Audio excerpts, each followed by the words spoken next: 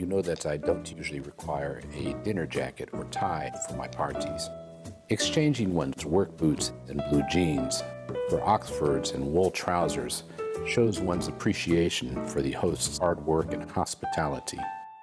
But who says a gourmet meal always requires formal attire, or even long pants for that matter? That may be a rule in some fine restaurants in San Sebastian or Paris, but this is Southern California, and it's August, and we're in my castle.